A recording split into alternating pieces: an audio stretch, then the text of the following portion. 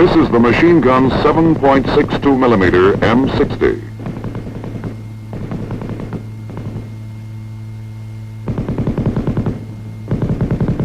It is an automatic weapon. It is gas-operated, air-cooled, belt-fed, and weighs 23 pounds with its organic bipod.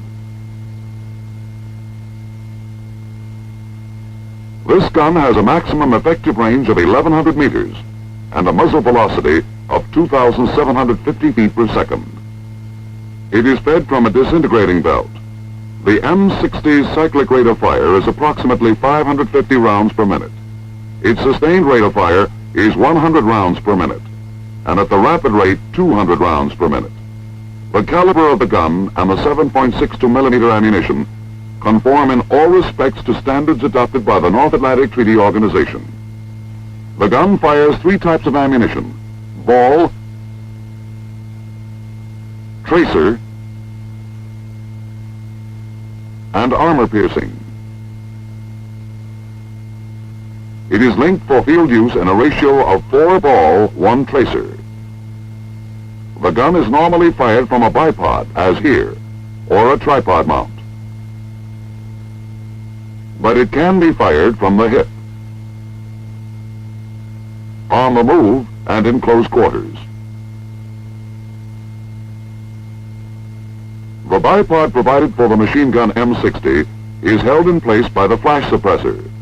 The bipod legs are unfolded by pulling them rearward and lowering them. They automatically lock.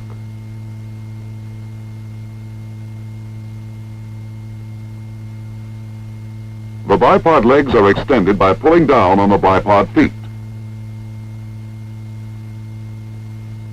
Loading of the machine gun is accomplished with the cover down and the bolt forward. The assistant gunner places the first round of the ammunition belt over the belt holding pole. The gunner then pulls the cocking lever handle to the rear, fully loading the gun. The cocking lever handle is moved forward and the gun is ready to fire. The gun is aimed by means of front and rear sights. The front sight is of the fixed blade type. The rear sight is of the folding leaf type and is capable of quick adjustment. Range settings are made by moving the rear sight slide up or down. Windage adjustments when zeroing are made by turning the traverse knob at the lower left-hand side of the rear sight. When the gun is zeroed, you are ready to fire. Put the safety on fire. Aim and pull the trigger. The gun will continue firing as long as the trigger is held back or until the ammunition belt is exhausted. The M60 is fully automatic. Short bursts can be fired if the trigger is released after each burst.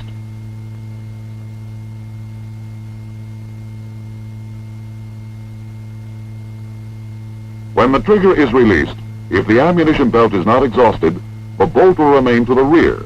With the bolt to the rear, the gun is cocked and ready to be fired.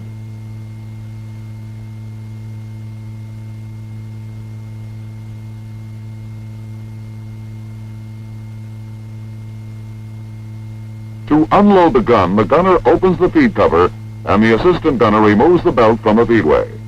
Close the feed cover and let the bolt move forward by pulling the trigger.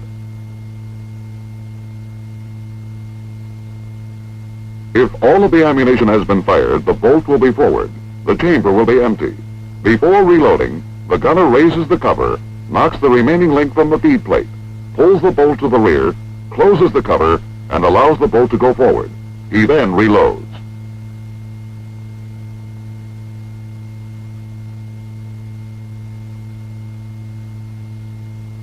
The tripod mount for the M60 allows controlled traverse and search by using the traversing and elevating hand wheels. Each gun has a spare barrel group.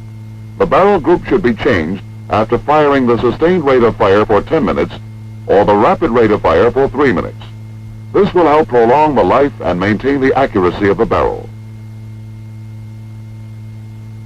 To change the barrel, the gunner raises the barrel locking lever. The assistant gunner withdraws the barrel by grasping the bipod legs and inserts the new barrel into the receiver.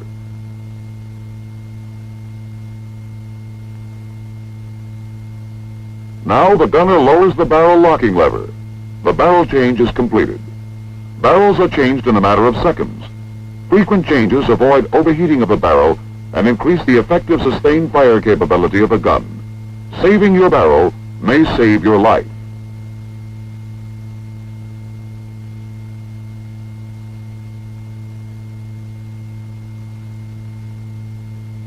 The machine gun breaks down into 6 groups for general disassembly in the field. Number 1, the buttstock group. Number 2, the buffer group, consisting of the buffer and the buffer locking plate. Number 3, the operating group, which includes the operating rod, the bolt, the operating rod drive spring, and the operating rod drive spring guide.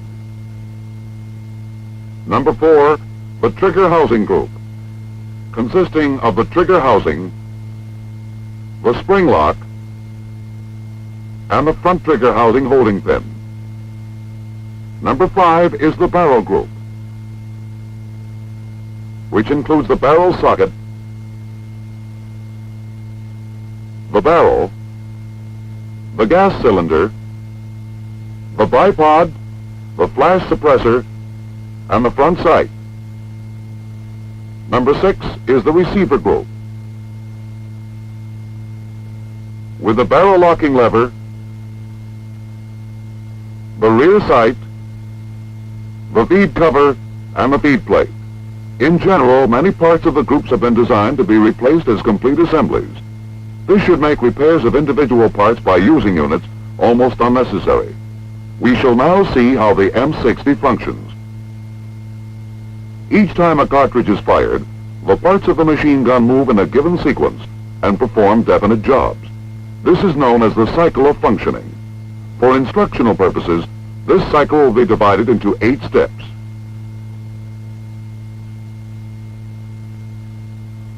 The first step is feeding, which is positioning the cartridge ready for chambering. The second step is chambering, the function of seating the round in the chamber. The third step is locking the bolt inside the barrel, thus holding the cartridge seated in the chamber so that gas pressure will be maintained in the barrel to propel the bullet. The fourth step is firing, ignition of the primer of the cartridge in the chamber. Step 5 is unlocking the bolt from the barrel. Step 6 is extraction of the empty cartridge case from the chamber. In Step 7, the empty cartridge case is ejected from the gun. And Step 8 is cocking. These 8 functions happen one after another and so rapidly as to be almost simultaneous. The cyclic rate of fire of the M60 machine gun is approximately 550 rounds per minute. This means that a bullet leaves the muzzle each tenth of a second while the gun is being fired. With the help of an oversized model, we'll be able to see exactly what goes on inside the gun. In this film, the functions of the gun will be demonstrated step by step. But remember, in actuality, these occur very fast and overlap each other. This is the belt holding pawl on the feed plate. Feeding begins when the first round is positioned over the pawl. The purpose of the pawl is to prevent the rounds from falling out of the feedway.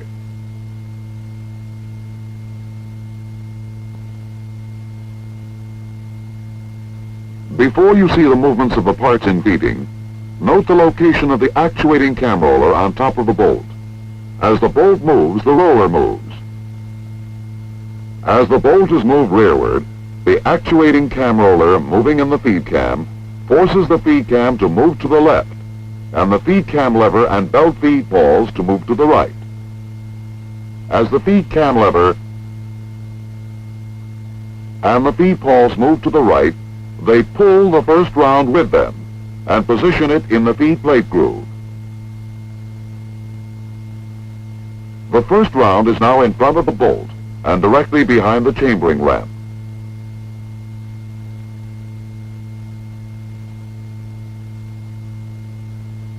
The bolt is carried forward by the operating rod. The actuating cam roller now moves the feed cam to the right. This moves the belt feed pawls to the left. Let's repeat the action. The feed pawls slide over the second round in the belt, and then to the left of the round. The feed pawls will stay here until the bolt moves to the rear. This completes the first step, feeding. Chambering begins with a round in the feed plate groove and the bolt and operating rod to the rear. When the round is in the feed plate groove, the front cartridge guide and the rear cartridge guide place downward pressure on the round to hold it in position. These guides are under spring tension.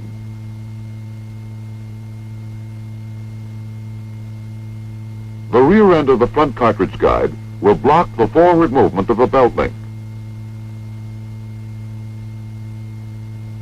To chamber a round, the trigger must be pulled. First, though, let's see how the trigger and sear operate. When the safety is placed in the safe position and the trigger pulled, it will prevent the rear of the sear from pivoting downward.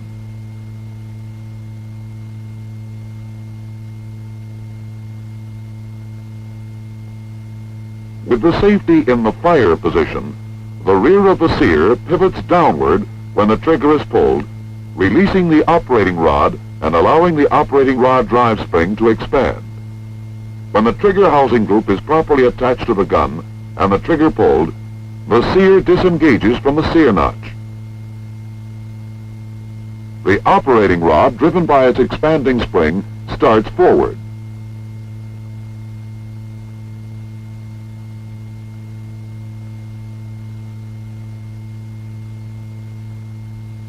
The bolt travels forward also, and we shall now see how the cartridge is stripped from the belt. In the M60, the round is stripped from the belt link in a single forward action by the upper locking lug striking the rim of the cartridge, moving it forward. The link is firmly held by the front and rear cartridge guides and cannot move forward with the cartridge.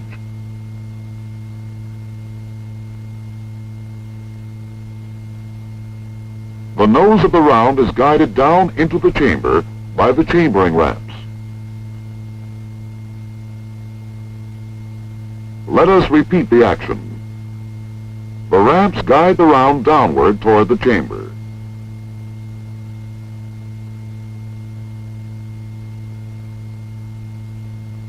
The bolt locking lugs now contact the curved surfaces of the barrel socket. The bolt starts to rotate clockwise. The extractor engages the rim of the cartridge. Chambering is completed. Locking began with chambering. As the parts move forward, the operating rod yoke engaged in the bolt camming slot aids in rotating the bolt in a clockwise direction. The locking lugs engage the locking recesses of the barrel socket.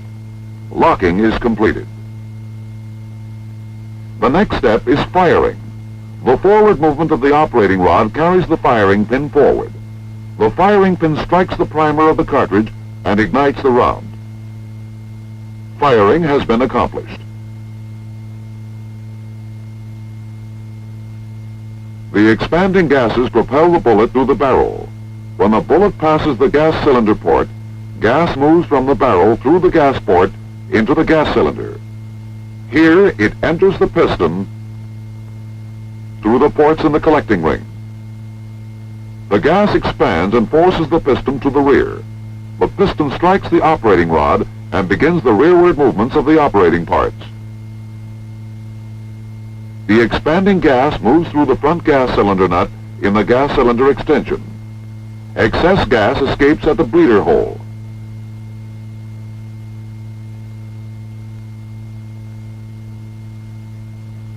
The remaining gas escapes at the gas escape ports at the rear of the cylinder.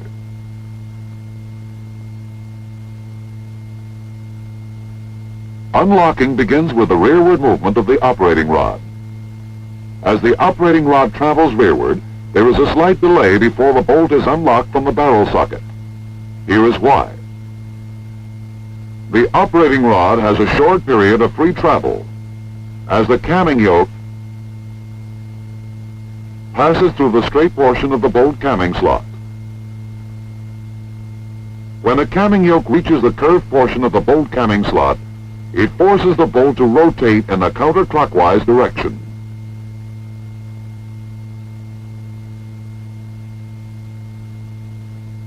The bolt locking lugs and the locking recesses of the barrel socket are at such an angle that counterclockwise rotation of the bolt during unlocking permits a slight rearward movement. The now tightly seated cartridge case is loosened in the chamber. This prevents the extractor from tearing through or slipping over the head of the cartridge case. The operating rod overcomes the resistance of the bolt. Unlocking is completed. Extracting and ejecting now begin. The empty cartridge case gripped by the extractor is drawn from the chamber. In this view, you see the ejector on the other side of the bolt. It was compressed during chambering and exerts forward pressure on the rim of the cartridge. When the empty case reaches the ejection port in the right side of the receiver, the ejector spins the case from the gun. Ejection is completed. The next round pushes out the link. The firing pin spring is compressed and cocking is accomplished. The operating rod drive spring is compressed. The operating rod drive spring guide is in contact with the buffer plunger. The moving operating rod compresses the spring against the head of the operating rod drive spring guide. The buffer plunger forces the buffer pads rearward against the buffer return springs. The buffer pads expand against the buffer tube body. The pads and springs absorb the rearward energy and the cycle has been completed.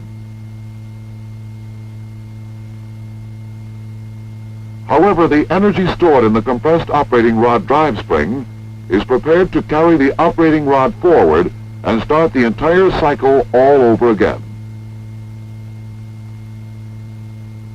The M60 will fire automatically as long as the trigger is held to the rear. When the trigger is released, the rear end of the sear pivots upward and engages the sear notch in the operating rod and fire ceases. The gun has been automatically cocked. The bolt has remained to the rear and is ready to begin the forward movement of the cycle. A round is ready to be chambered. The machine gun 7.62 millimeter M60 is easy to load. It is easy to unload.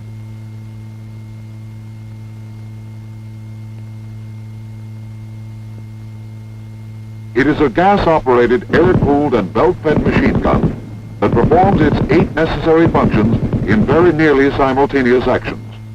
Ammunition for the weapon is available in several categories: ball, tracer, armor-piercing, and for field use, linked 4-ball-to-1 tracer. The M60 is a versatile machine gun. It can be fired from a lightweight tripod mount. Barrels are changed in a matter of seconds. It can also be fired from its organic bipod. Its cyclic rate of fire of approximately 550 rounds per minute, combined with its versatility, provides a potent automatic weapon capable of delivering a close, continuous volume of fire.